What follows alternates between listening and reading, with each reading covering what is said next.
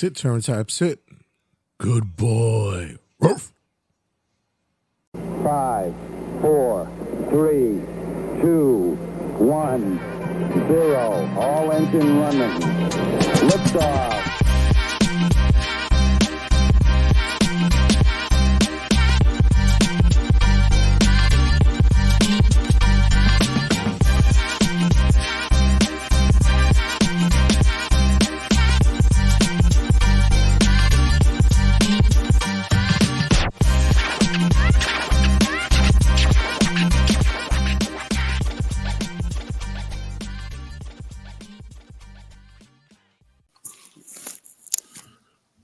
So I've come to the realization that now that we're approaching the 500th episode of Turnbuckle Tabloid, and you know we're deep in the sticks with New York Wrestle Media, we got to start doing our live streams again. We got to get back to that.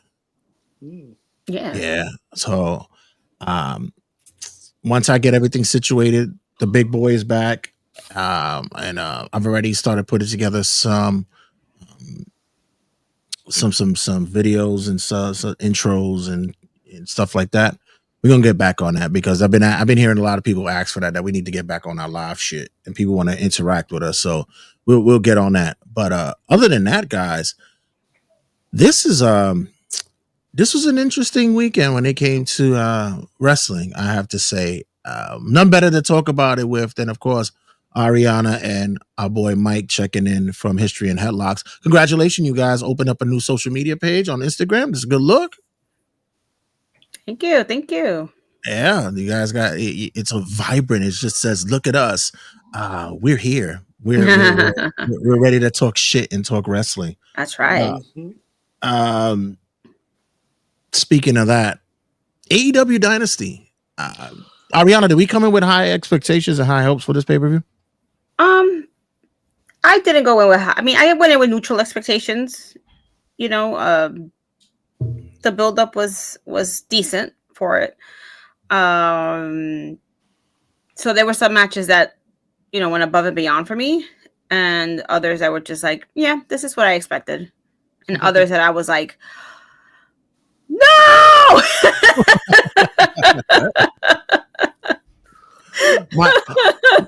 Mike, as always, we always get the, well, you know, we're gonna have 5 matches leading up to that Wednesday's Dynamite, then bam, here come another 12. So but you know what the funny thing was? It was like by the time Wednesday happened, they added 3 on the show, and then by the time we did our predictions, they were like, "Oh, let's add 1 more." Right. Yeah. And then they added 2 on the 0 hour. Yeah, so we pretty much covered whatever we can cover for said show, but all right. So did we watch 0 Hour? I did. Yes. Okay, so I did. So all right, so let's just touch on that briefly before we get to the main show. Yeah. So I'll go through it and you guys just interject with your thoughts. Our first match of the night on the 0 Hour was Nick Wayne teaming up with the Crew, CRU Crew, as in Action Andretti and Leo Rush, to take on AR Fox and Top Flight with Layla Gray in their corner. So actually, which is interesting because like they had Mother Wayne and Layla Gray in respective corners. No teasing or anything. I don't remember, but Between them, no. Yeah, no interaction. But this one, I mean, I've seen the promos last couple of weeks where the Crew are trying to recruit Nick Wayne, or at least try to be friends with them. Right. It's interesting because I mean, Christian's off TV for undisclosed reasons. So vacation, maybe. Well, once we get into the thing later on the show, maybe, well, remember, we'll see he took that loss during was it Revolution or whatever the case may be? Yeah. Right. So he's hiding with his tail between his legs right now, basically. Or maybe it's a build up to what's happening and we'll find out later on. But okay. Right. I know I hate doing these comparisons. No, I really don't. I kind of do, but any case. But 2 things, 2 comparisons. Number 1, Crew. Private Party? Like, I mean, coming out with the look, got that same kind of like vibe. I'm like, they're all kind of gelling with each other. I mean, I'll say the Temu version of it, but okay. I mean, a lot of these young tag teams these days tend to just look alike. They all Right. look like they all have the same aesthetic. You know, it's a generational thing, I guess. You know, the aesthetic and the unique because those coats are horrendous that they wear, but they try to have a unique style. It's almost like they're trying to be like baby Kanye West. I don't freaking know. Yeah. Just Being outrageous with the right? clothes. Yeah. Yeah, exactly. And it's like, all right, guys, like, listen, at least their talent speaks for themselves, you know. But we know in Leo's case, action's still a mystery to me and everybody else because like Jericho put him over once and then that was it. Well, which leads to he's great though. my other comparison. He's getting Kevin Knight is getting that Action Andretti intro. Yeah, the rub. He's getting that rub. So I was like, it's a different kind of rub. We'll get into his match. So far, well deserved. Well, right. But Action Andretti, I remember the clearly I was like impressed with him during his match with Jericho because I think he had done a couple of like AEW dark matches where it was like whatever. Did some Ring of Honor stuff as well. Maybe. Yeah, and then he gets the win on Jericho, and I could see in the match. I had a feeling that was going to happen. I'm like, why do I have a feeling this is going to be like a Bret Hart 1, 2, 3 Kids situation? And boom, that's what it was. And that's what it was. Or the Razor Ramon treatment with that's what I meant. Yes, the Razor 1, 2, 3 situation. Yeah, even because Bret Hart and with the Kids they have a fantastic match, and he's been rolling with it since. The kid is talented and he's very young. I think he was born the year I graduated high school, so he's extremely young. Yeah. Yeah, damn. And who you? I was like, what? But the kid has. That's very nice of you to age yourself there, Ariana. Nice. Hey, what am I gonna? What can I say? I'm like, I could have been his teen mom. Oof. So basically kicking it off, the feeling of this match, like I said, of course it's the great start off to a show. You get the high flyers, you got the high impact. I believe AR Fox got a really big pop for him to come to being from getting that Philly crowd behind it. By the way, the Philly crowd this week, wow. Like wow. I will say they were generous with a lot of stuff, but you know what? They did pop and react to the appropriate things. I will say that. That they did. That's really look at this. Like what is like? They look like Bowser. Like the Koopa kids, Bowser's children. Yes, exactly. And it's funny because a friend of mine was like, "How do they pack that?" I'm like, "They're probably inflatable." They probably get to the arena and then they plug it in and then it inflates like the beds. Like the beds. You guys are looking really deep into it. I thought they were like Cheetos popcorn. I thought it was like the flaming hot popcorn. I can see that. I can see the flaming hot. Yeah. There's two things I took. They're adorable though. There's two things I took away from this. Was one when they were talking about like the build-up, where Top 5 mentioned this has been a 3-month issue. I go, are you kidding me? Well, this is 3 months issue. I mean, it feels like a year. Yeah, it does feel like it's gone long. I think it has gone longer than 3 months because I think they broke up before the new year with Top Flight. Listen, we're already into month 4 of the year, so listen, it goes to show you where I was at. I was like, wasn't Action Andretti with Top Flight? I was like, what the fuck did I miss? And I went, oh yeah, that's right. I'm not really like Jay went from going ha at the airport flight attendant outfit to wait, why'd they break up? Yeah. I said, what are we doing here now? Leo brought him to the dark side. All right. So and another thing for me is that these injuries are really like Top Flight's in the position they are because the injury bug got them. They would have been pushed higher in this card, or at least on this roster, but I feel the injuries are really delaying the inevitable, maybe. I don't know, because they're still young. They're still in their like early 20s. Very, very young, yeah. I think they're even younger than Leo and Action. Right. Yeah, so I'm hoping that maybe they'll take it down a notch a little bit more. Very exciting. Not to say take the pedal, the foot off the pedal too much, but we got to make sure that we keep our bodies preserved, man. You got to keep working. But We got Top Flight. Like I said, they showcase well. AR Fox is one of those really underrated guys for me for so many years, man. I remember watching him in the indies so many times and was amazed by how the kid worked, man. I always said he looked like one of my Theos playing handball and fucking probably like in the park and shit. He had that handball body frame, or one of them bartenders that they have in the park that's always doing dips and chin Yeah, ups like yeah. that. But very talented, man. What was you, Ari? What was your thoughts for this match as an opener I for mean, the? it was a good opener. It was fun. Like you said, it's a great warm up match to get the crowd into the action. It was fun. I mean, these kids, they're not gonna really disappoint because we know what they're gonna bring to the ring. We know it's gonna be a lot of high flying, fast movements. So I enjoyed it. It was a good way to start the show. So what we got next up? Next up, we had, by the way, Nick Wayne and the Crew got the win here. I even forgot Nick Wayne was part of this shit. Like it was like he seems like the odd man out in this whole thing. Yeah. He doesn't. They really wanted to stress the fact that, hey, he's going to be part of the New Japan Super Juniors coming up. So make sure you check him out for that. Good for him. Oh, he's in the mix? Yeah. That's great for him. So they had to, throw that in there. So they get the win here, and we get up. What the next match coming up?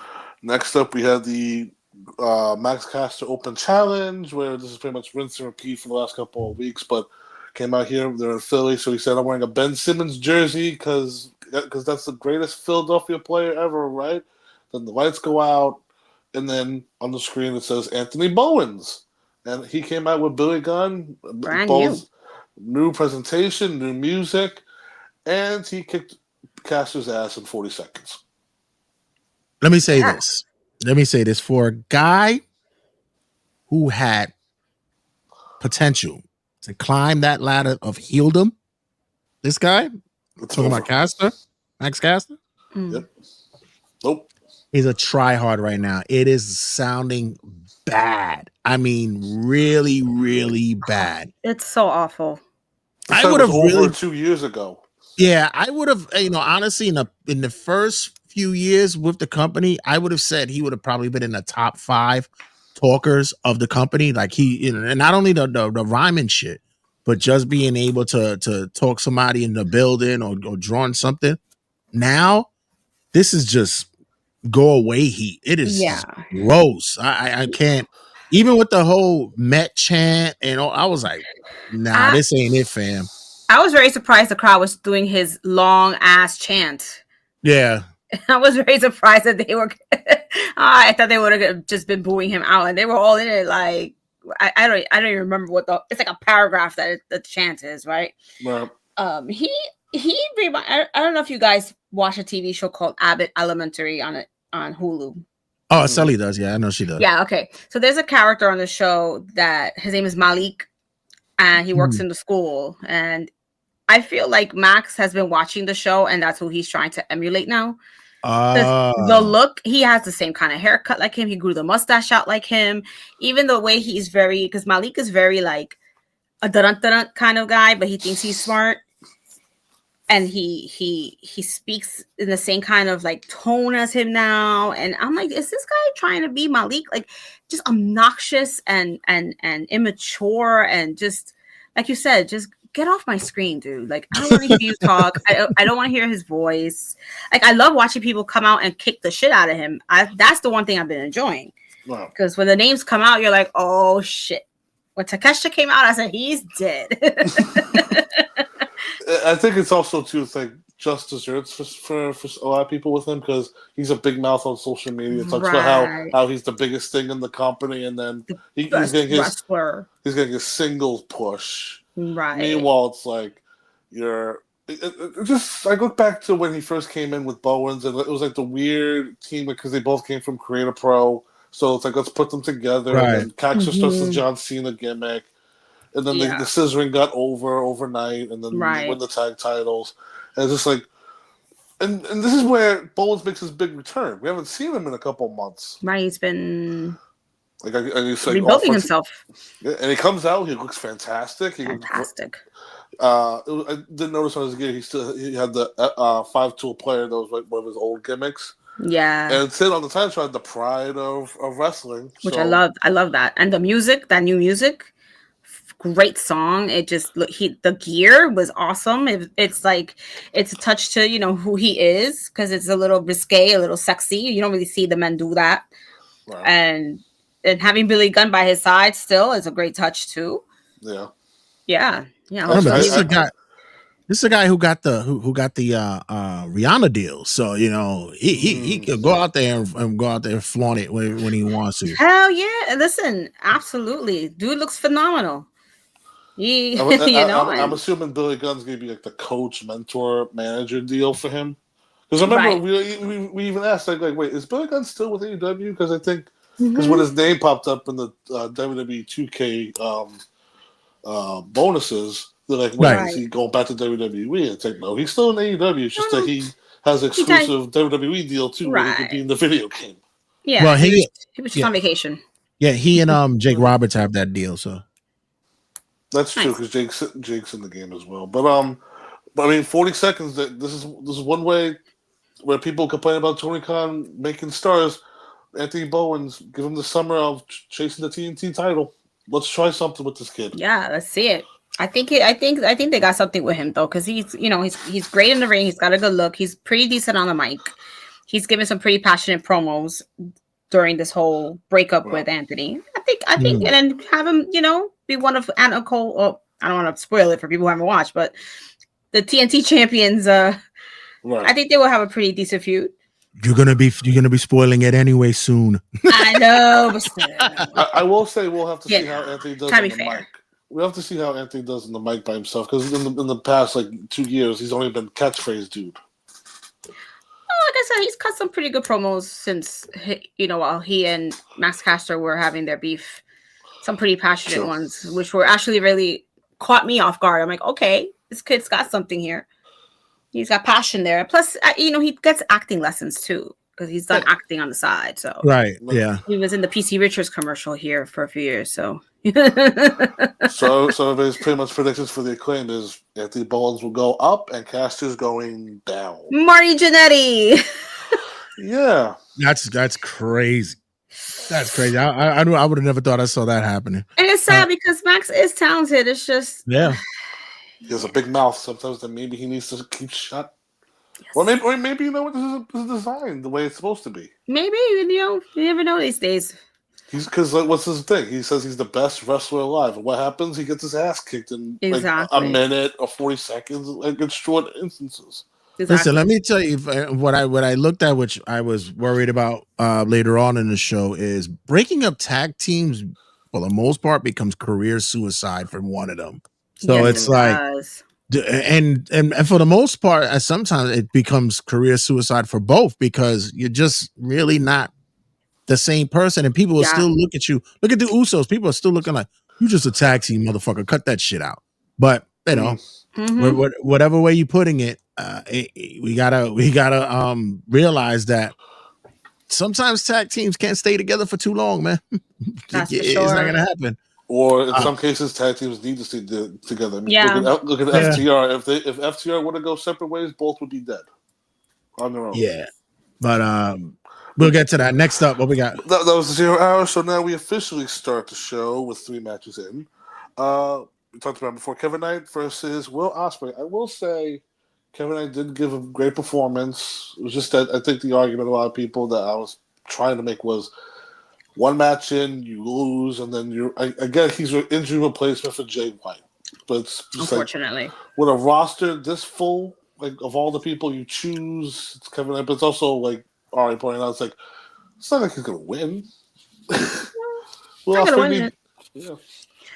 I feel like we knew he's not gonna win the whole thing, right? But this is a good way for him to be able to showcase what he can do, especially against. His first match in was with Jay White, and like I said, he walked in on Collision to zero reaction and walked out to a standing ovation. True. That's how great Jay White put him over in that match, even though Jay won. And then we knew that Will was going to do the same thing for him in this match. Yeah, Will was going to walk out the winner, but he was going to make sure this kid looked like $1 million in the ring. I will say that Poison Rana that Kevin Knight hit on the verse of the Styles Clash, that shit was excellent. Hell yeah. He even got like that. Like, was a close that was a close 3 count too, where it was like, wow, okay. They actually gave him that. That match had me a couple of times like, oh my god, is he gonna do it? Can you imagine? Like Will says, do it. Let's just give him the match, put him over. It's not gonna cost me a thing because it really wouldn't. But it didn't cost Kevin a thing either to lose in this match because he still looks strong, and and wins will come with the right opponent. But as long as he's looking like $1 million in the ring, I don't think anybody cares about the win-loss record right now for him. Tony Khan doesn't care about the win-loss record either. Exactly. Because we know we got eyes on the prize right now with this young whippersnapper who's coming up in the game. Kevin Knight will be up here for a long, long time. I could already hear like that whole dusty kind of like hypeness for this kid. Like I could hear that new breed, new blood coming into the ring kind of promo for him, and it is deserved. Like I said, I can't take away from the kid's talent. The kid has been through it. He was a young boy in Japan. He fucking paid his way. He paid his dues, and to get it to where he's at right now. Like I said, I just hope they don't do to him like they did to the whole Action Andretti thing, and just now he gets lost in Collision or some shit. But sadly, that might happen. He's gonna get lost in the mix. I mean, I'm just looking at the picture that's on the screen. Ref Arby's face is pretty much every time Will does this fucking hidden blade move. Just the way he moves his arm and just knocks people out. It's like, oh, Jesus Christ. I know, so vicious. And that's how pretty much Will won. I mean, they gave Kevin Knight his flowers and the standing ovation for Kevin Knight, but we got a goal here. People, Will Ospreay, next world champion. Maybe we'll see how this tournament goes. Maybe. You said Will Ospreay next world champion.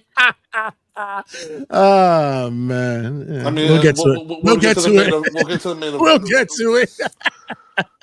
But fucking Mox. Next up. Yeah, next up is the tag team title match with the Hurt Syndicate, Bobby Lashley and Shelton Benjamin. They pretty much beat Big Bill and Brian Keith. The only thing in this match really is the MJF spot where he's hiding in the front row and then he pops up like a piranha plant and pops Big Bill with the ring. His face was hilarious. The whole well. The picture I sent to the chat. It's like classic. Like who, me? Classic.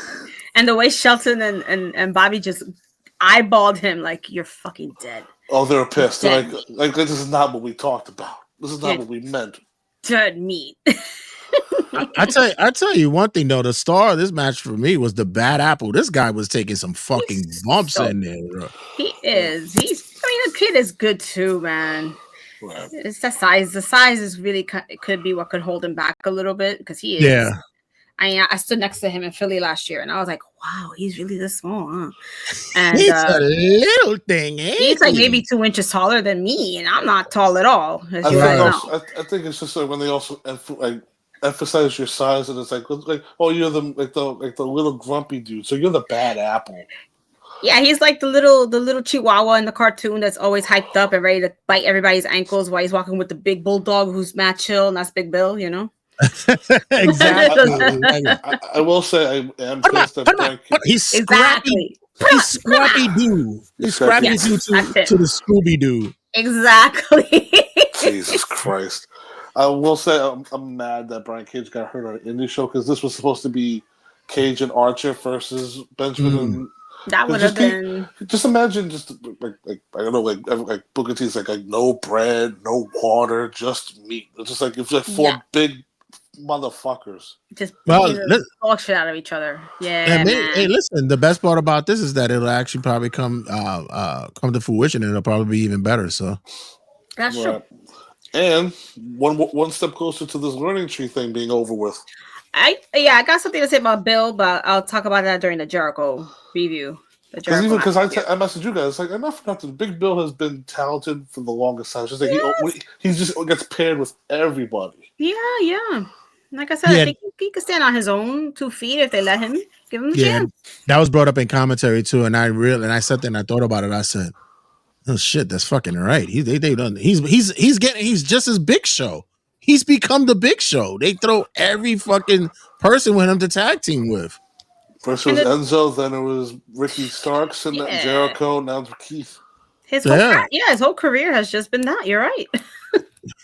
And fucking Impact Wrestling was the only time he got like a singles push. Right. W. Morrissey. Yeah. I'm just too good looking. All right, next up. Okay, whatever that. Mercedes Moné and Julia Hart, women's Owen Hart Cup Tournament quarterfinal match. Jesus Christ. This was another one a solid Mercedes match, honestly. Yeah, they both looked really good. I like the just like the last 5 minutes or so of the match where they were just going like submission hold to submission hold, submission hold. Like that was cool. I like that. They worked well together in the ring. Julia Hart was definitely over in Philly. Yeah, she was getting those pops. Right. Meanwhile, it's like I think technically she is supposed to be a babyface, so she did get the right reaction here. Yeah, I think at this point they are the baby faces now. The Hell Dogs. The Hounds of Hell. The Hounds of Hell. The Hell Dogs, damn. That's probably a good name to have for them too. The Hell Dogs, yeah. No, that's what you get at City Field. You get a Hell Dog with a nice large drink. It's delicious. Delicious. Damn. I do have to say that I am one, and it's not because it's any hate or whatever, but honestly, this match I could have seen on Dynamite. Really, it was that kind of match for me. It didn't have anything that stuck out to me. It was just like, okay, I thought a Mercedes previous match on Revolution was actually her better match so far, and this one was. But it goes to show that honestly, with Julia has stepped up her game far beyond what she was like a year and a half, 2 years ago. So I give her that much. Absolutely. But yeah, it was just it was all right for me. I will say that the first three matches definitely felt like Collision, Dynamite. They could be on TV matches. A pay-per-view quality lineup with this, like it didn't really scream at that so far on the show for me. Right. But again, like the opener was 13-50. The tag match went 11. This went 13 even.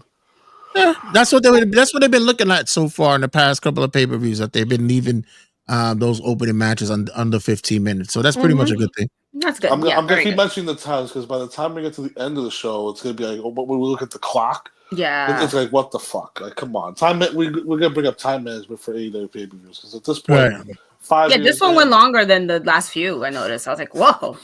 5 years. This should have been adjusted. And didn't even have as many matches as other pay-per-views, and still. Right. Felt like a marathon. I was under the covers watching that shit. Okay, so this one we're talking about the trios world title match with Death Riders, Claudio, Pac, and Wheeler Yuta versus Rated FTR, Cope, Cash, and Dax. So when we're doing predictions, Jay brought up the thing of like Wheeler Yuta has like the heat as Dominic Mysterio. Philly made you think that on this show. Dude couldn't even step foot in the ring without getting torn apart by the fans. Oh, Jesus. The fuck you, Yuta man, fucking chants resonated through the arena. That was just towards him. Through the whole match. Oh my god! Yeah, the whole match. He has. I was telling my friend that yesterday. I'm like, yo, he's got Dom Mysterio heat right now. Holy crap! On God, but you know what? At least with Dom, there's still like this lovable quality about him. Yeah. No, Yuta has none of that. This is disgusting. He's just This is when Tony Khan should say, "You're not going to be my top babyface anymore. You're going to be my top heel one day, kid." And shout out to Philly for giving that Euro vibe, singing the Edge intro. Give it to them. They were trying. They were trying. Good for them. But yeah, I did feel bad when they were trying to do tags. Where like there was really no reaction for any like hot tag they were attempting. Honestly, I still say like I don't get Pac on this team. I don't get it. I don't understand. I'm not a fan of it. I see Pac has often been. He's another one that he gets paired up with people, and it's like, why are we pairing him up with people? Okay, Death Triangle. I got it. Now with this, and it's just like, you don't fit here, and I think he should be doing something else other than this. He should be all by himself, honestly, because Definitely. he's the bastard. He shouldn't get along with anybody. Yeah. Right. But even then, I don't think he's supposed to even be getting along with them. Like you see, he's always like the lone guy in the group. Like they'll all be dressed up. He's still in his trunks. Right, but it's like doesn't weird, really weird. That's weirdly him. He's just there to like be an ass kicker enforcer in a way, you know. It reminds me of Butch and with Sheamus and Ridge Holland. He's like Butch. Yeah, I guess so. That's a decent comparison. But the scary thing is that that's fucking close to because it's like if it was just Moxley, Claudio, and Pac alone, I'd be accepting of this. But it's like, you have Wheeler there and then Marina. Wheeler's another scrappy chihuahua of the group, you know. Oh my God. And the thing is, I don't want to hate on Marina, but it's just that she has the look, but like she's botch fest. That's it. Yeah, she's botch fest. You could at least count in your hands, at least one hand how many times she's gonna botch in the first whatever. She's botch fest, and it sucks. Rough. Yeah, and it sucks because she could actually look like she can do something. She has a history of MMA and stuff, so maybe she's not transitioning well, but. In any case, but come on, it's like been what 10 years now with this of her being in wrestling. But the thing is, like you watch her in the indie scene, and she's kicking ass there where she has her matches. So what's the issue? I don't know what the issue is. Maybe it just doesn't have the kind of opponents that she needs in AEW. Maybe pro is not clicking. I mean, when you get the indies, you could be like, hey, I've been in the big show before, so you got to listen to what I do.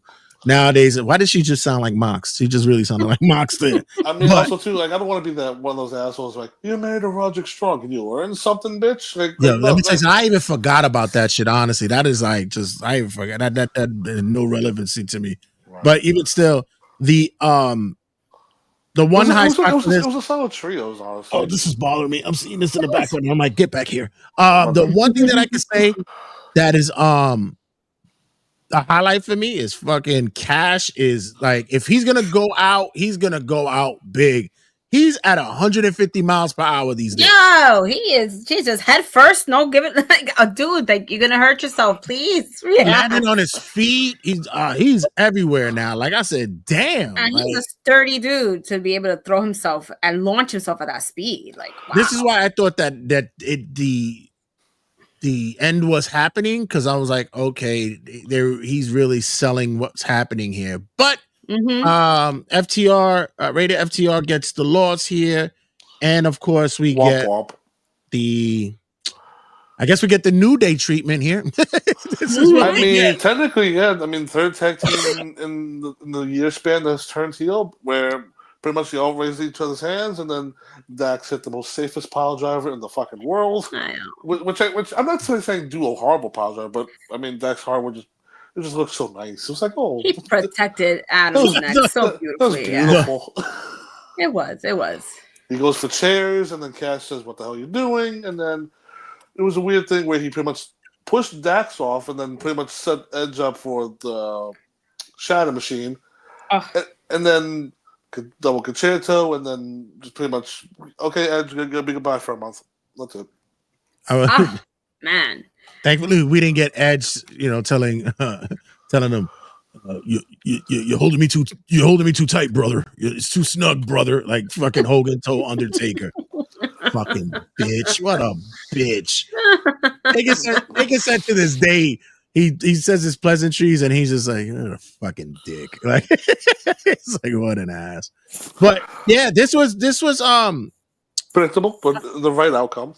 Yeah, yes. And I can't say it was foreseeable, Mike. I think you and I probably alluded to this here as well. Maybe. Well, it was also the side of us that said, like, actually, fucking take these belts off the damn Death Riders. Like, enough is enough. Why? I mean, from what you see going down the line, why? I mean, might as well. We're running roughshod anyway. So, But I think it was best that we kept FTR together. You know, if they're gonna go out, let them go out Absolutely. together. So Yeah, we'll they have needed that. this. They needed a refresh because they've been faces for several years now, and I feel like they've fallen into complacency in a bit. And when that happens with a wrestler, they kind of fall into the background a bit, right? And the fans are like, yeah, Yeah. they're kind of Yeah. stale now. But now they're just like a fresh start for them. And I love the like how cocky they were the whole time and how petty Yeah. Cash was acting when he snatched the neck brace and put it on. Oh, And that was hilarious. that was the best way through it to the Dodgers. I think he needs it more than us. Yes, and I was like, I love this. Like, this is how they should be. Like Did cocky, like they're the best tag team. Then act like the best tag team, and let's see what happens. Maybe we'll finally get to see them wrestle. Her syndicate, who are also cocky as hell.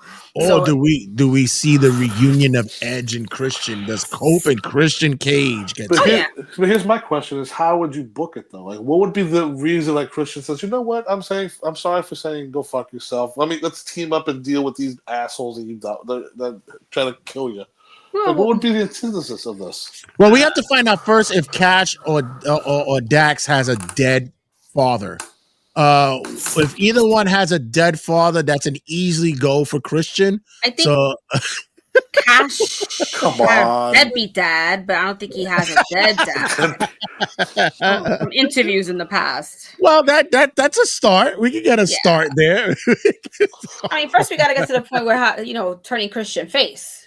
Right. Means having the other guys, Well, we could always go that Christian disappeared and Nick Wayne and Saban are just like sitting there going, "Where the hell have you been?" And then they're fucking pissed off at him, and that could actually happen. Yeah, but that's future booking. But we'll where see they're that going with on that because it does seem like that's the direction with that promo that Nick cut a couple of weeks ago, where they were kind of like, Christian did this, Christian promised that, and now where is he? And it's like, oh, there he goes. Yeah. So that could be an easy build up. A lot of question marks. I'm also too. It's like, where's the dinosaur? He's still also a big part of the story too. He's not ready yet. I don't think he's ready yet. But it's also too like when he does come back, it's like whose side will he take? Yeah. What role is he going to play? Mm-hmm. This one went 14 minutes and 45 seconds. So far we're doing good on times on these matches. So far. Next up, AEW Women's World Title match. Timeless Toni Storm defends against Megan Bayne. Can we talk about the Toni Storm Rocky training montage for her entrance? Yes. I mean, somewhere CM Punk was like, I don't get the reference. What is this? I don't. What is Rocky? But fuck, you never seen Rocky?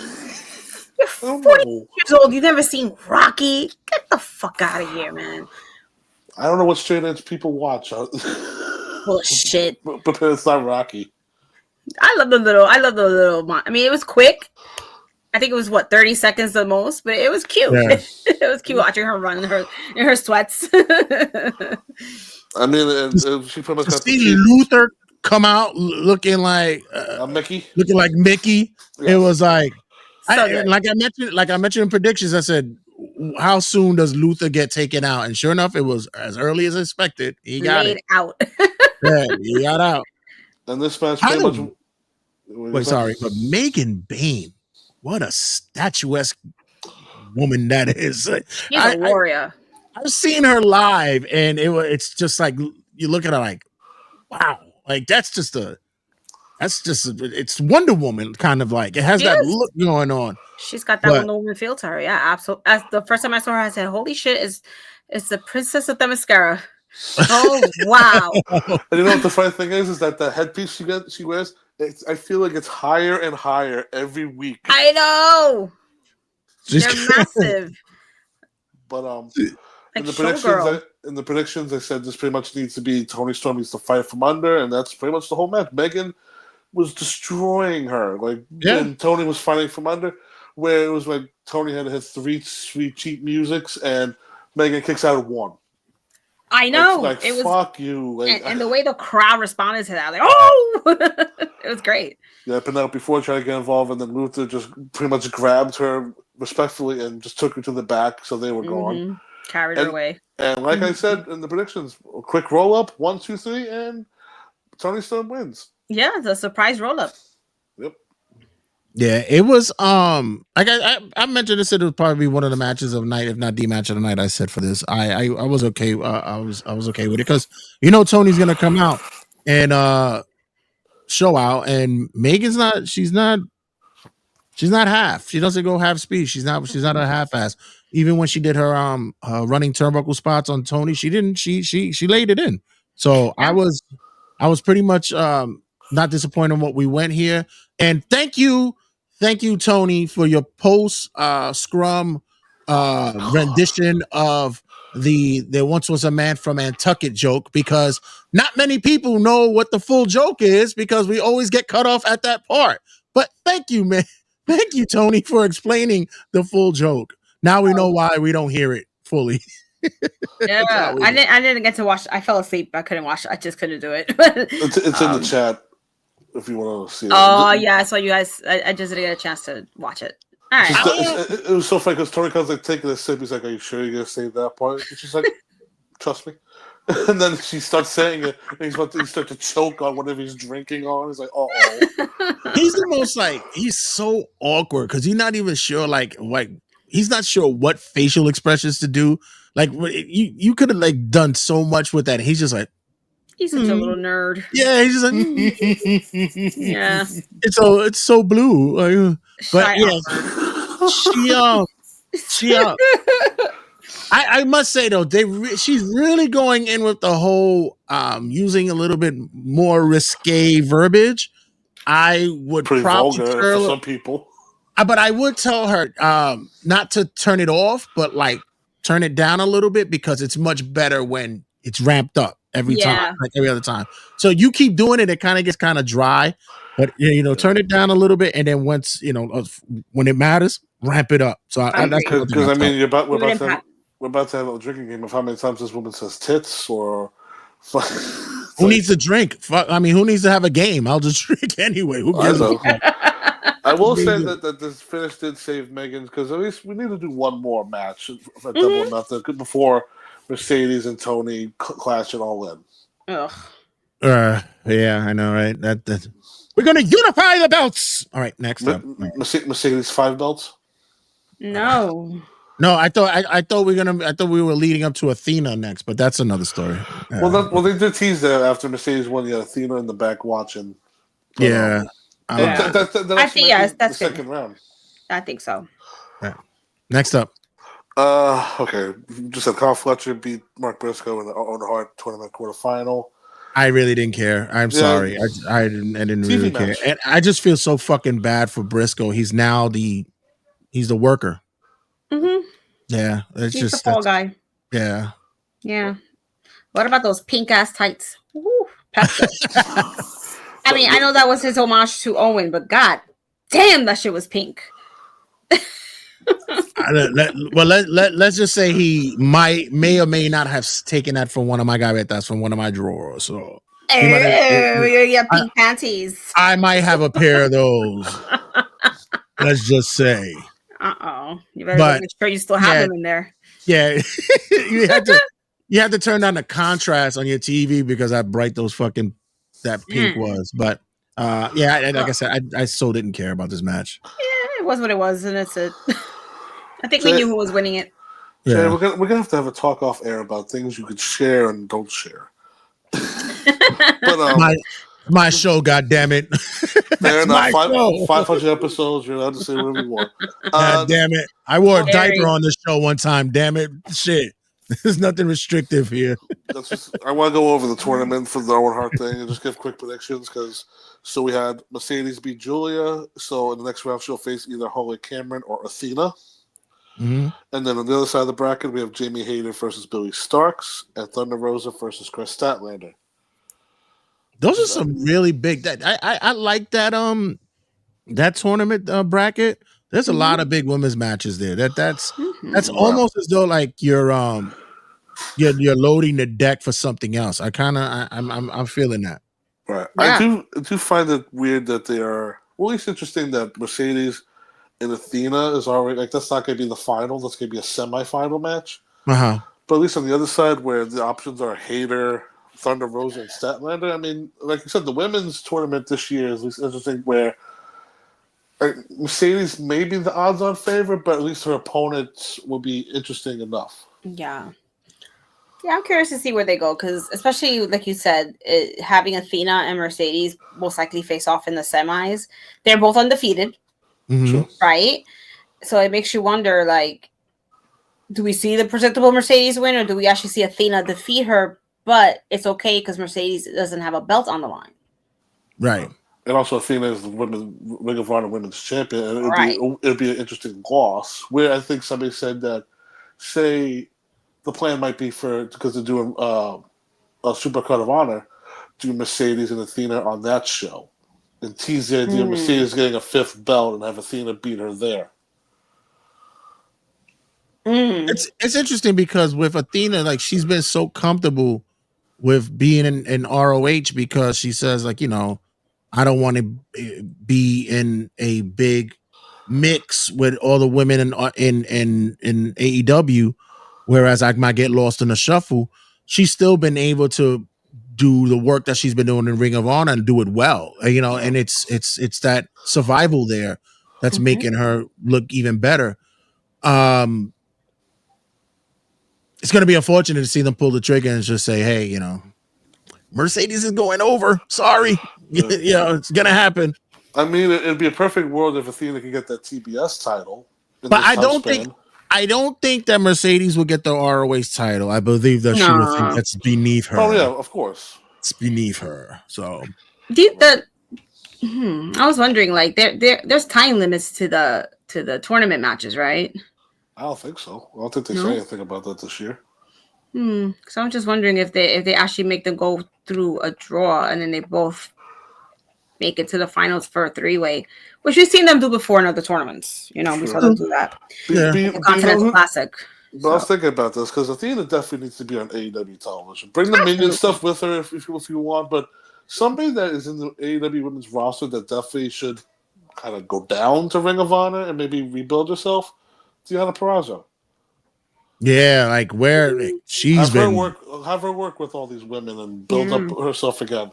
Yeah, she's been MIA for a while. The only time we've been seeing her is with Tyra. And it's been a few weeks that she said, "I'm going home," and yeah, she packed up. She took her ball and went home. But for the men's, probably pursuing more college studies since that's such a big thing for her now.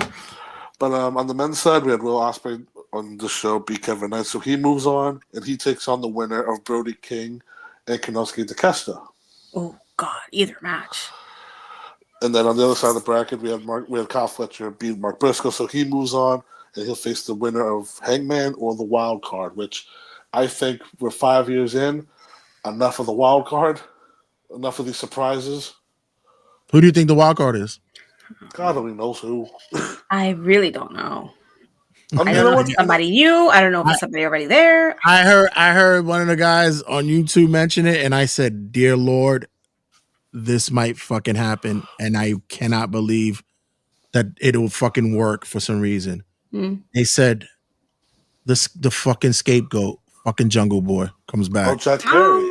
That could actually happen. I'm like, holy shit. I could see that only because what we saw happen later on in the show.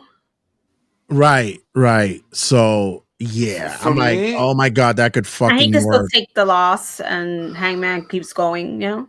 For me, I feel like they're gonna bring somebody from the outside that's not signed. So like maybe like a funny haha, maybe like Jinder Mahal or like a Baron Corbin. No, I think Baron I wouldn't mind. Bishop Dreyer, his name is. Because he's been doing his thing lately in the indie scene. Like he's finally becoming a serious wrestler. A fucking clown.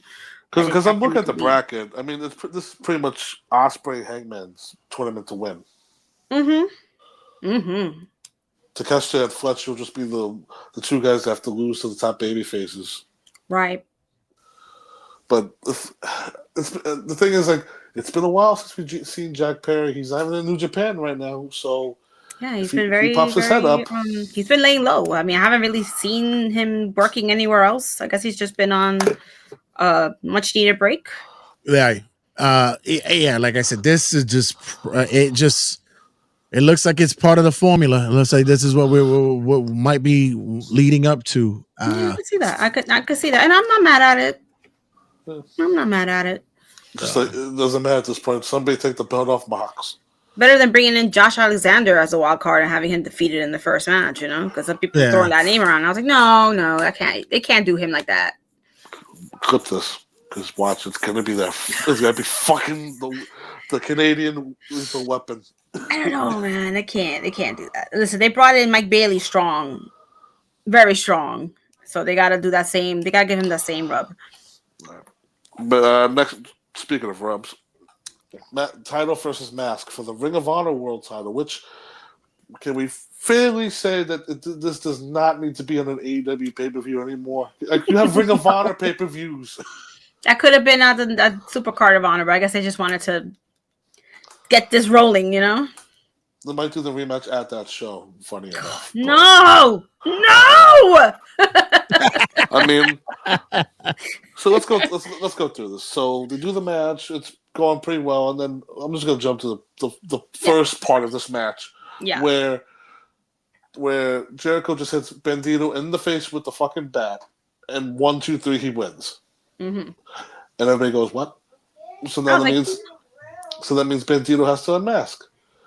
Then Bandito's mother and sister talk to Aubrey Edwards. Who speaks Spanish? I didn't know she spoke Spanish. And they're saying there's a bat by the ring steps. So what do? They all go there. And Aubrey pulls the bat out. How many times in wrestling have we seen when the official makes the decision, it's the final? I know. So she's waving this bat around, and then the referee goes, "Hold on, restart the match." Yep. And they keep going. And then Bandito hits his finish, and then he wins the Ring of Honor World Title. I just, at this whole time, I was like, this was so convoluted for something so easy to do. I get they want to do the whole, is he going to take his mask off tease? I get that. But it's like, just give him the fucking belt. Just get it over with. I was kind of wondering if he was actually going to take the mask off, because I'm always wondering what these guys look like underneath them. And I was like, oh, we got to see what Bandito looks like. I did feel bad, though, because they did try to do the outlaw pose down thing again, and the crowd was like kind of into it, but it didn't get the reaction it got the first time. Yeah, they went to that well one too many times. Right. But I think if they did it here, and maybe it would have got that reaction it got, but yes. Like, by the time of the show, just definitely like really. Yeah. But the one, like, I did make the observation, which had nothing to do with Jericho. Well, it kind of does, but did you notice that only Brian Keith came out to interfere? Where was Big Bill? Right. Interesting. And Brian Keith did take the pin in the tag match. I mean, yeah, and you saw Bill was at ringside the whole time, just sitting there like, I can't believe this just fucking happened. I get punched in the face. Now we lost. Like, he looks so fed up and over it at that point. So it makes you wonder, is there going to be a lead up where Jericho blames Big Bill for not stepping in to help? And then Bill just destroys him, and now he's gone for a while. That's kind of what I'm praying to see happen. Right. Big Bill just beat the living daylights out of Jericho, powerbombed the shit out of him a few times, and then we don't see Jericho till, like, I don't know, whenever. Next year. Take the whole year off. Go on tour. Do the cruise. Do whatever the hell you want. What is it with Latinos and their feisty family members? Like, what is this? Like, we got the Mysterios, we got the Banditos. Like, but you gotta admit, his mom and sister, they're adorable. You got Cody's mom, who's half Cuban or some shit. Like, is Cuban. She is Cubana. Like Cubana, like she's puro Cubana and all that. It's like, yo, like, what is it with these feisty Latino parents? The sister cracked me up because she's like, yay! But it's just like this whole thing. Like the idea is to restart the match. Like, enough of that. This is like one of those rare times where it actually like worked. It did, but you know what could have made it a little bit more believable is if they would have done like an instant replay on the screen. Right, like, so the referee could be like, oh! Like the referee's like, wait, what was that? Right. I just wanted to see like the whole thing going, Con permiso. Dímelo, ¿qué pasó? ¿Qué pasó? That's what Mire. El bate. El bate, mira, él tiene un bate. But they did. That's the thing. They did. You can see them interacting. And Aubrey's like, enséñame. Ven, enséñame. And I was like, yo, she speaks Spanish really good. Oh, it's like she's been on her Duolingo. She pays her fucking her dues. Enséñame, por favor. And she's like, ven. Like, it's just like one of those. It's just one of those things. Like, why is Aubrey out here? Why is she talking to them? Yeah, where did she come from? She came out from the back. I don't know what her thing. I think she was trying to console them, or maybe like. Why didn't they just make her the referee of the match? She's usually Jericho's referee anyway. Right. So why wasn't she the referee for the match? That would have made a little more sense too. But you know that's going to be the reason why Jericho gets a rematch, because like an outside referee. Change like that nonsense is gonna be. Listen. If he gets a rematch, please have Bill just come out and fuck his ass up, please. Whoa. Yeah, let's call it a wrap, right? We gotta pull that. We gotta pull that trigger already. We gotta end this learning tree shit.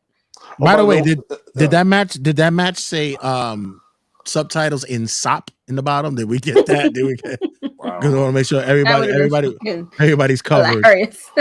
And by the way, this was like 1, 2, 3, 4, 5, like 6 matches on the show at this point, and Tony Schiavone lost his voice to the finish.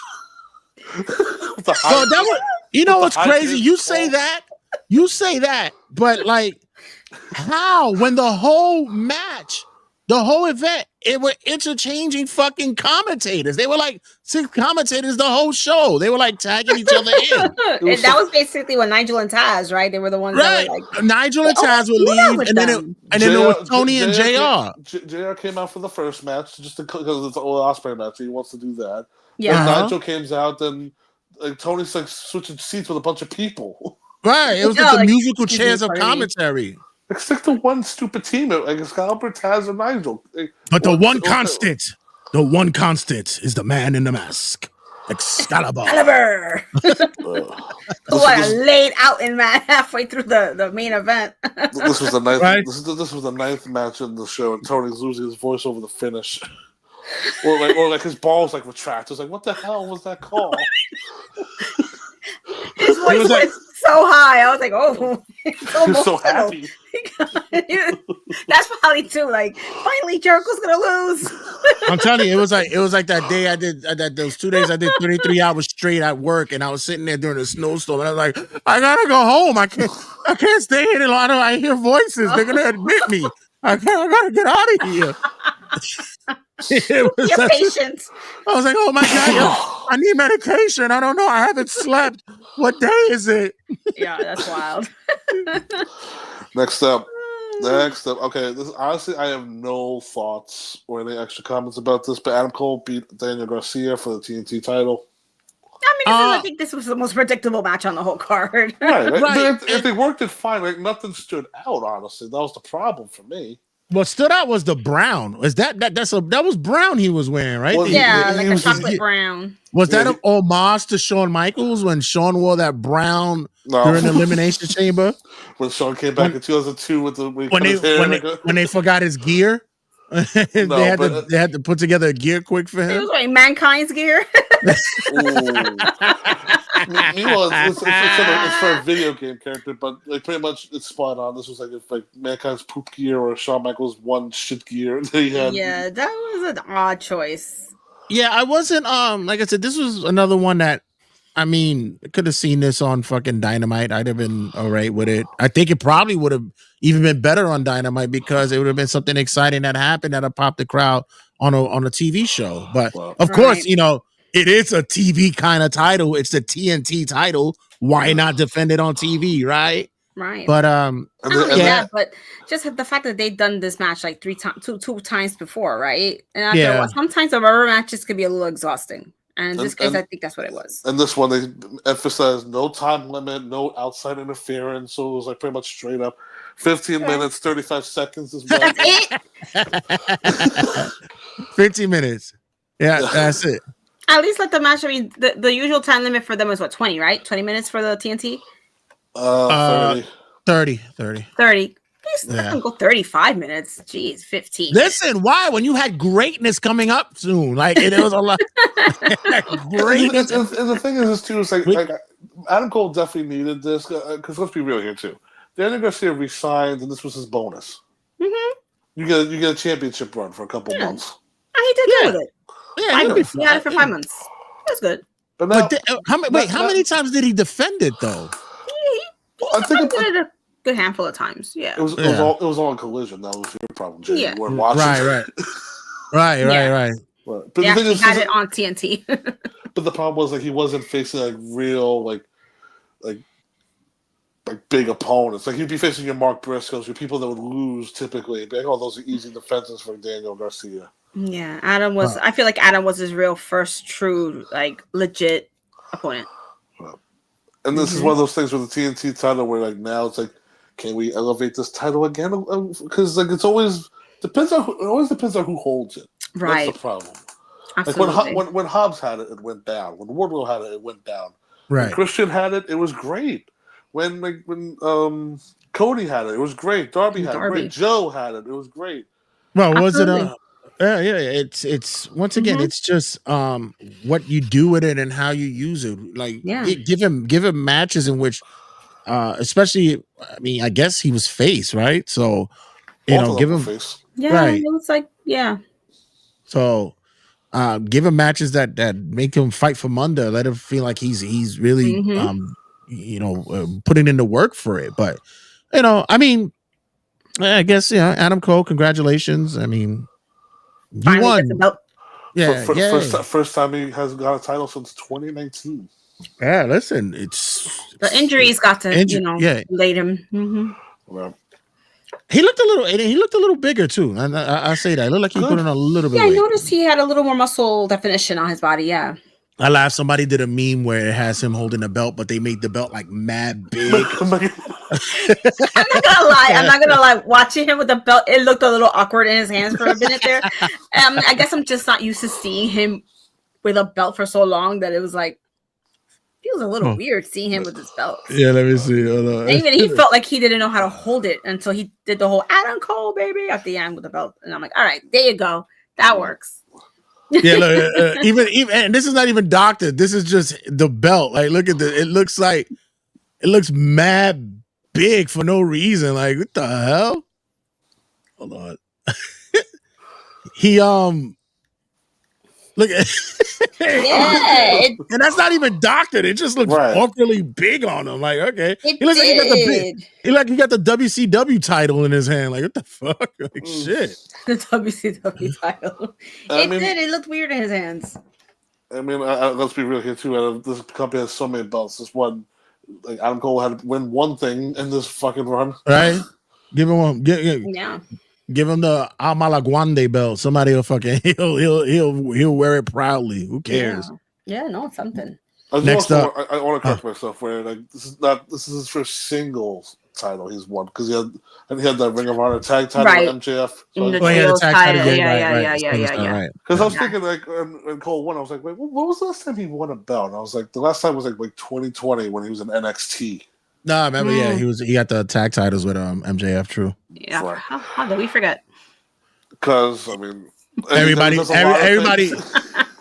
because everybody MIB'd themselves with the blipper for the Devil storyline. Everybody just bloop. They forgot about that shit. He took the flash. It was like bloop. What? Once he turned to do the Devil thing, everything before that just was like nope. Out the brain. Damn injury bugs, man. These injury bugs. Next up, match of the night, honestly. Kenny Omega defends the international title against Ricochet and Speedball Mike Bailey. Speedball. His kicks, his legs. I can just imagine him in the locker room with ice packs all over his legs. No. Just when he does the jump, I don't know what it's called, but when he does the jump and he lands his knees on the ring apron, then it was like boom. I was like, oh my God. Everybody had the same response at the same time, like, oh, poor thing. the Speedball and Kenny had Ricochet outside the ring, and they just smacked his bald head. That was hilarious. It was like, one for you, and Ricochet was like, stop smacking, and then they just smacked his head together. This is probably the first time that I would say that this was a match that I really didn't pay attention to Ricochet too much, because he was just the same kind of guy for me in his match. Speedball had his for me, yeah. Like he was just him. From in my opinion, Kenny was like prime Kenny. Like I was really surprised that Kenny was able to do what he did, especially knowing what lingering injuries he still has and such and such. And he left it all out there. I respect that. But this was, if you wanted to do a showcase for people who didn't know who Mike Bailey was, that was the match. That was the match for it. That was the match. The spot where Ricochet's on commentary is like talking trash, and then just out of nowhere, just a big flying kick right to his face. So good. And then the best spot of this probably going to be a highlight for until the end of the year. Mike Bailey does the crane pose, and Ricochet's looking at him like, that doesn't work. This is not a movie. And then one swift motion, Mike just kicks him, knocked him the fuck Laid out. him out. I mean, you gotta forget that's what Mike Bailey is inspired by, is Karate Kid. Are you serious? That doesn't work. Yeah, this was a really fun match. I mean, I knew it was going to be the match of the night, in my opinion. From the moment they booked it, I said, oh, that's it. That's the match of the night. This is it. If I watch one match on this whole pay-per-view for $50, that's the one. That's the one. And they did not disappoint me one bit. I'm sorry, but I'm looking at this picture, and the one thing I can look is this sign that says Release Donkey Kong Racing. Right. The video game signs crack me the hell up. Release Donkey Kong Racing. I was going to say this is like the second triple threat match with Ricochet in the last couple of months, because the one with Ospreay and Takeshita was great. Just another one where you just switch players out, and it's another great match. It's like Ricochet is one of those like annoying nerdy heels, but it's just a great nerdy heel. Where it's like every time he got hit, you're like, do it again. Yeah, exactly. No, he's really found himself in AEW with this character. I told you he's just a funny, goofy version of obnoxious Seth Rollins, which is fine to me. I mean, it works for him. And when I say about the whole Ricochet thing, it wasn't because it's not to take a thing away from him. It's because Ricochet does what Ricochet does. It's just what it is. Right. This was just more of a showcase for Bailey, and I thought that the best part of this was that we now could see why Ricochet had gotten such acclaim for so many years prior to getting to WWE. Just that when he got to WWE, they just pigeonholed him. They just locked him in the box, and he couldn't do what he really could have been doing, which is sad. But here is what we get, is what the guy that we know for the longest.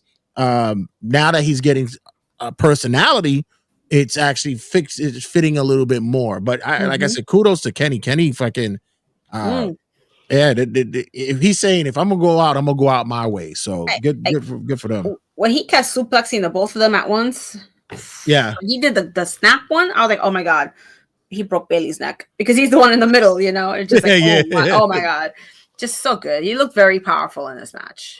Kenny definitely took this match and said, I'm gonna let you two get all the shine. Yeah. Let me still be involved. I'll be the moving pieces where, and then like when the finish, like one winged angel off the ropes, Bailey stuck in the tree of woe. He can't break it up. Good. And Ricochet eats the pin. I will say, let me ask you about Ricochet. Is that not for nothing? Is this the quickest? Like, he's been consistent since he debuted. Mm-hmm. Like, there's been no breaks with him. Like, he's been pushed to the top right away. Mm-hmm. He is always in some kind of mix. Yeah. It never been a start and stop and like, okay, now you go in the back. Like, he's been consistently, I think, like, people say, like, oh, like of course, like, what do you think? Like, or people thought, like, oh, WWE, he would reach that ceiling. No, he's reaching the ceiling higher. Yeah, he broke it. And then remember, people were like, oh, what's he going to do? They're going to have him in catering in 2 weeks of debuting in the AEW, and here he is. And he's probably going to now have a good-ass feud with Mike Bailey. Well, he did give you the FU because he did a promo in catering, which was fucking hilarious at one time. That was funny with the burger. Yeah.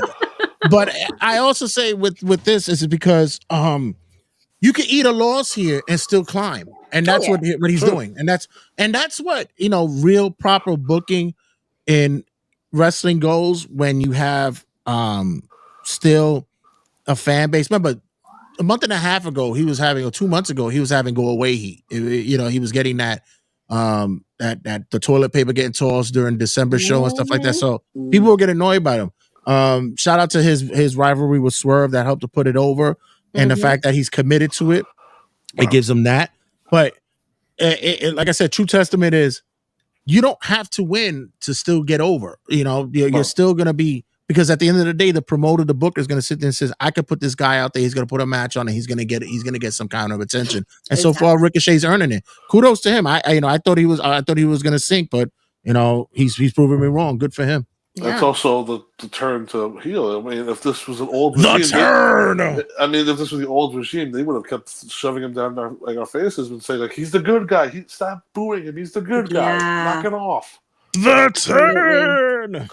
But this match went 31 minutes. I will say, as great as this was, you could have cut maybe 5 minutes off, because at this point, by the time the main event starts, it's 12 o'clock in the morning. No. For me, the time was fine. The main event was the one that needed to shave off time, but that's what we're getting to right now. For me, the triple threat match didn't feel that long. Well, I also will add too that we did get the coin drop. Okada came out, confronted Kenny, and the babyface took his tail and ran away. You know what is funny? Because I think the commentators touched base on it. Like, he just had a hell of a match for 30 plus minutes. Right. He was like, I don't got time for this. I gotta go. I gotta take a shower and go home. Bye. I'll talk to you Wednesday. Yeah, exactly. Like, I'm not trying to fight you right now, man. I mean, this is definitely built into the Intercontinental unification at All In. In Spanish, we'll say, hablamos ahorita. Okay, de veo. Hablamos ahorita. Yeah, and he hauled ass out of it too. He was walking double time like, I won. I'm good. I don't need to fight another match. That diverticulitis, it's that fucks up your whole shit. Like, even your breathing and stuff like that. That can really that's why. Now he's got to be careful, because he's got to shorten his matches. He can't go as deep as he used to anymore. But you saw he did take a lot of downtime in the match. Yeah, the breaks. Yeah, right. This match was perfect for him, because he had Ricochet and Speedball just pretty much willing to kill each other while Kenny was like, exactly. I mean, his injury history alone was like, when he was the world champion, talk about how I'm suffering from vertigo, or I feel like the ring was spinning every time I'd be in the ring. It would be like, what? Yeah. Why are you killing yourself? Well, he loves his wrestling. It's tough, man. And let's talk about somebody else who loves wrestling, and that's Jon Moxley. And people don't love his style, but we have Jon Moxley defend against Swerve Strickland. Marina Shafir, who botches everything, knows that one thing to do, and that's hold the briefcase with the world title, which we talked about in the predictions, where if you tuned into the show, you would never know Jon Moxley is the champion.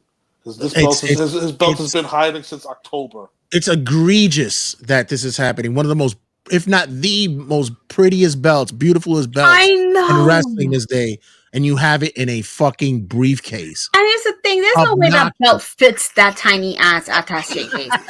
What is in? I want to know what's in that briefcase for real. There's got to be something else in there. There's Kotex in there. That's to stop Moxley's bleeding.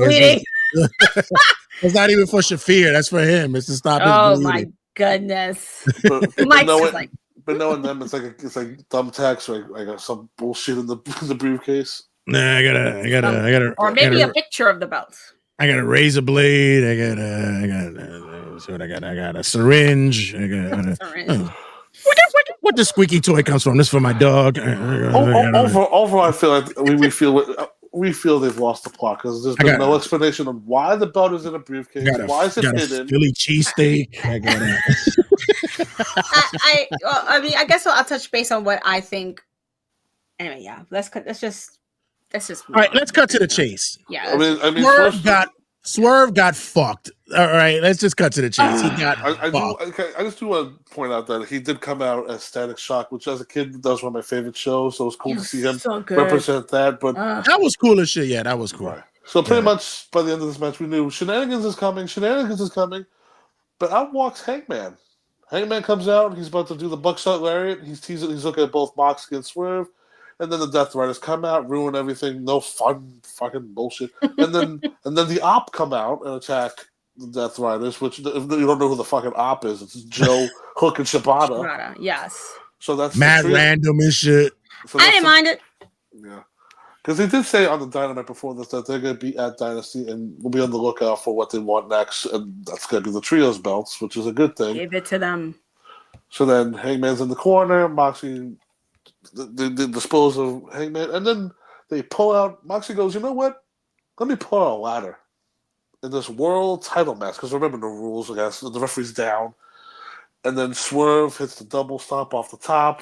Because all things that's needed was a ladder in this match. That's what we needed here.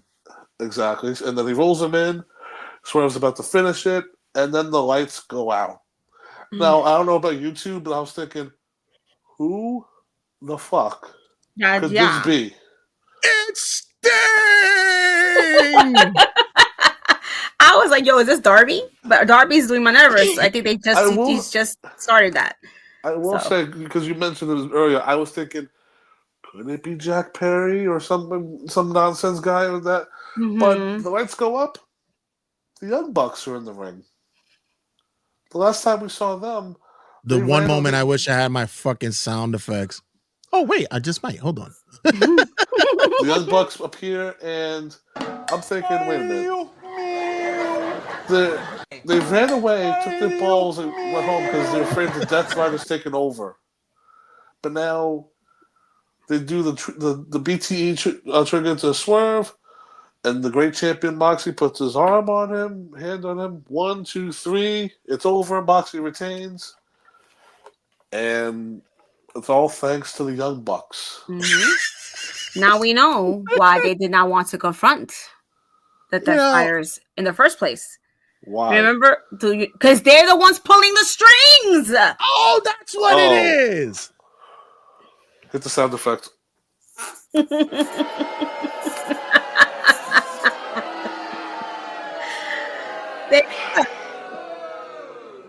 I don't want to hear people saying, "Oh, they look great.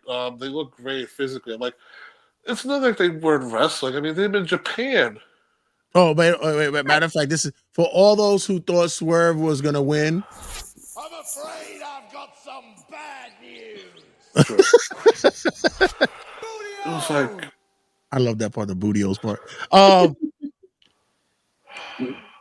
We got fucked. Swerve got fucked. We got fucked. This was outrageous. Like,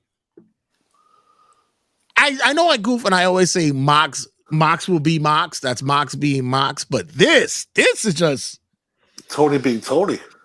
And it pissed me off that at the press conference at the scrum, he talked about it. Don't say shut up. Just shut up. Shut up. Because somebody asked him like if you're listening to fan interaction online, would you call it audible and change your finish? He goes, no, I listen to my audience, but I wouldn't do anything like that. We have a different analytics that covers it. Shut up. Shut up. Shut up. Just as much as Vince has gotten shit for his whole fucking ridiculous booking for years ago, and we ate that shit because there was nothing else to eat for wrestling dinner.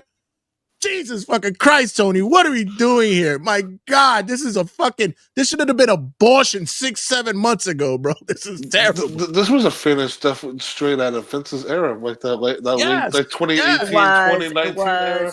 It was so, I just turned the TV off. I said, fuck, that shit that was trash. In my bedroom with myself, that was trash. But mind you, remember, we're looking at the clock, it's 12:30, and this is the finish you give us? You know who's loving this? The Young Bucks. They're fucking loving this. They love this. They love this stupid fucking heat. They love it. Pro trolls. Yes, this is just awful. And I was very disappointed. To hear now we wait till Wednesday for the explanation. To hear the AEW fan base, their fucking outrage. It was just a cry that went across different universes. It was like, no, what? And usually there's there's different reactions for different finishes where it's like, oh damn, the heel got away with it, but this was like, But Mike, although this happened, we did predict it. We said Mox was winning. right. But if you would have asked me if the Young Bucks were going to be involved, I would have said no, we wouldn't seen that. No. I was thinking it was going to be another Wheeler Yuta thing. We called the Hangman thing. We called the fucking Mox winning, but the Young Bucks coming back. Oh, fuck off. But now you know what this is leading to now, right? Swerve and Hangman need to be partners and fight the Young Bucks. At Double or Nothing, ladies and gentlemen. I think what's going to happen, they're going to do an Anarchy of the Arena kind of match. Thank you, because it's Double or Nothing time. Oh, that's right. There's a lot of parties. Right. Swerve could team up with Joe and Shibata and Hook and possibly Hangman versus Mox, the Bucks, Claudio, and Pac. That's the 5-on-5. That's it. I forgot. This is Moxley's favorite. This is what this is. This is his favorite time of the year when it's time to do Anarchy Arena. This is the setup. Yeah. And then guess what? It's 2 weeks after that. Blood and Guts. Because they can't have enough. Somebody, I was going through the group, the chat rooms, and somebody goes, "Well, nobody said nothing when Roman had the belt for all these years." You know what? Shut the fuck up. Yes, they did. And we're not going to make this fucking comparison. This is not what we're doing. First of all, yes, everybody did. Everybody was like, get this belt off this man already. Right. But we're not going to make that person who made that comment was living under a rock. Like, you just not watching wrestling? Jesus Christ. But but it's like we're not going to make this is not the comparison we're making. We're not doing this. We know this isn't going to last that long. Shit. But I'm glad that we all came to agreement with this one. I think it's one of the first times I've been genuinely so fucking pissed off at Anathema on this show with AEW. It's always a first for everything that I shut the TV down like fuck this shit. Going to sleep. You know what it reminded me of? If you ever watched the Truman Show, and at the end of the Truman Show, when Truman finally escapes the fucking dome, and it's like, all right. What am I gonna watch now? Click. It's like I turned it off. It's like, what the fuck? Yeah. But just to wrap it up, decent dynasty. Listen. In all seriousness, after I stepped on it, and I was talking to a friend of mine about it, and I'm like, you know what? I'm gonna give them a chance to redeem themselves with this shit. Now that the Bucks are here, now we can finally get some answers about what the hell's been going on with these guys. Right. And hopefully they'll we don't know what their long-term plans are. We've never known, obviously, because we didn't know where the fuck this was going. So hopefully now we can have a little more solid story behind it. Yeah, so I now we know why the Bucks kept running away anytime everybody was like, "Are you gonna help us fight the Death Riders?" Oh my God! I'm telling you, when they walk through the curtain or the tunnels on Dynamite and the boos happen, they're gonna love it. They're gonna eat that shit up. They're gonna it's gonna be it's their homecoming, as they should. I mean, if you're gonna be the heel, you have to love getting booed. Unlike Charlotte Flair, who can't handle being booed. Oh man, no. Let me tell you something, bro. Just quickly, I know I'll probably talk about it doing wrestling rundown during the week, but Jesus Christ, that fucking promo! Jesus Christ! I mean, wow. For me, this was definitely one of the weaker AEW pay-per-views they've ever done, and the finish definitely was just just not at the most. It was like offensive. Where it's like wrestling fans are committed to sitting there for 5+ hours. It's at 12:30, but then you just give us that. And you did that in Philly. Oh my God, the Philly crowd. Oh my God, that was intentional because they know the Philly crowd's gonna be like, fuck. I'm surprised garbage and Molotov cocktails weren't flown. I was like, Jesus, and Philly cocktails. Holy shit! Where'd they get the gasoline from? They threw the fucking Eagles mascot in the ring. Oh shit, it was ridiculous.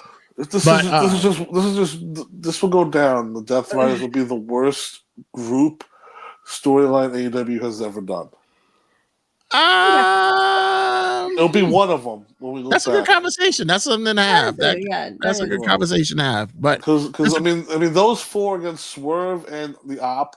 Because I mean I don't give a shit about the Young Bucks just now are in the mix for funsies. It's like ha. I love the one thing I can say about was one part of the match. You hear Nana go, "That's how you get the money. That's how you get the money." He was so loud. My God. Let's get the money. Let's get it. Come on, boss. So everybody, that's what shows you like how deathly quiet this match was. That you could fucking hear him clearly screaming that. No, that's Nana. No, that's Nana. Yeah, you can always hear Nana yelling. You can always hear Nana somewhere. But that's gonna wrap us up here. Yeah. Sorry, guys. No, let's wrap it up. Yeah, let's go wrap us up here, guys. But of course, our guys from History and Headlock stopping in from New York Wrestle Media. What's upcoming and what's happening? What we got on the card for the next couple of episodes? The next episode we're covering WrestleMania, the history of it. We're gonna talk about the highlights and some lowlights of the event itself. Like we have 40 WrestleManias to cover, so let's see how we can do that in an hour and a half. Very briskly. That's how to do. We might have some special guests on that episode, so we'll be doing that very briskly. This will be you. You'll be joining us for that episode. Fair enough. You know, you really know how to fucking mess up an orgy, bro. Really, you really know how to. You turn on the lights during an orgy, right? That's what you do. You fucking weirdo. Good news is we have an interview that will be coming up soon, and we launched an Instagram page where everybody can follow History and Headlocks now at NYWM_History Headlocks. All righty, and guys, Ari, where they can find you at? You can find me at Ariana Not the Grande on IG. And that's it. And also, I guess at the New York Wrestle Media on YouTube as well. Oh yeah, on YouTube, absolutely. But if you're gonna find me personally, that's where you're gonna find me is on IG. All right, God. And stop sliding her DMs. We're watching you, creeps. We're watching you, fucking creeps. We have access to them.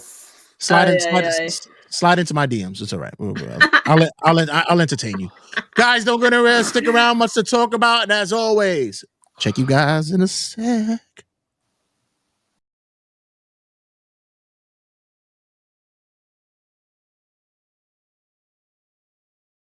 In a sec. 2, 1, 0. All engine running. Liftoff.